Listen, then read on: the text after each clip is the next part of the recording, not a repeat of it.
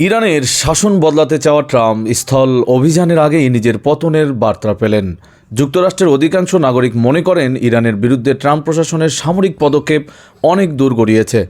চলমান যুদ্ধের কারণে তারা পেট্রোল ও গ্যাসের দাম বৃদ্ধির উদ্বেগের মধ্যে আছে। মার্কিনরা তাদের এই মতামত দিয়েছেন একটি জরিপের মাধ্যমে।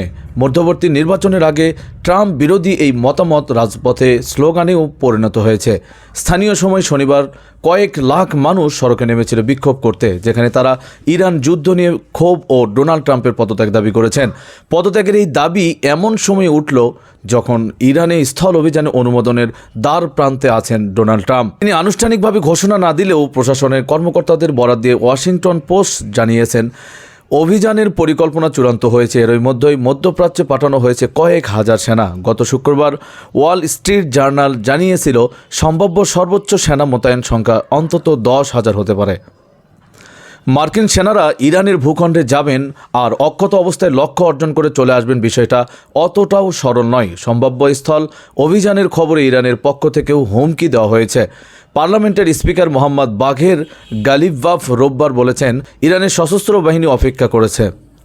অভিযান হলে আঞ্চলিক মার্কিন মিত্ররা কঠিন শাস্তির মুখে পড়বে। যুক্তরাষ্ট্র মূলত স্থল অভিযানের কথা বিবেচনা করেছে ইরানের গার্গ দ্বীপ ও হরমুজ প্রণালীর কেশম দ্বীপ ঘিরে। গত শুক্রবার রয়টার্স তাদের এক প্রতিবেদনে লিখেছিল, স্থল অভিযানের ক্ষেত্রে মার্কিন সৈন্যরা ক্ষেপণাস্ত্র ও ড্রোন হামলার মুখে পড়ার ঝুঁকিতে থাকবে।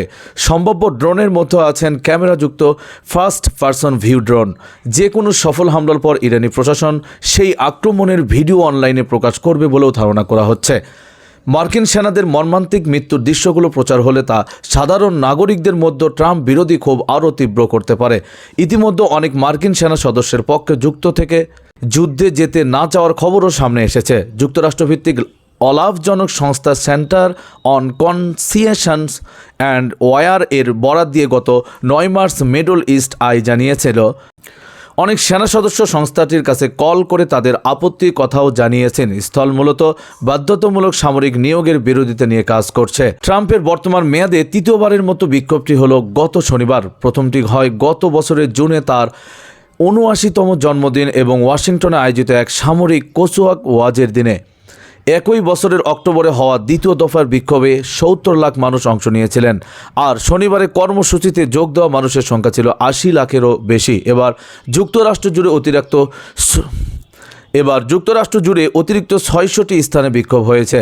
বার্তা সংস্থা এএফজি জানিয়েছেন, বিক্ষোভকারীরা ট্রাম্প প্রশাসনে ইরান যুদ্ধে জড়ানো নিয়ে ক্ষোভ প্রকাশ করেছেন, সংবিধানের উপর হস্তক্ষেপের অভিযোগও তুলেছেন। পাশাপাশি ট্রাম্পকে ফ্যাসিস্ট উল্লেখ করে পদত্যাগের দাবি এখন আমেরিকার যেন মূল লক্ষ্য।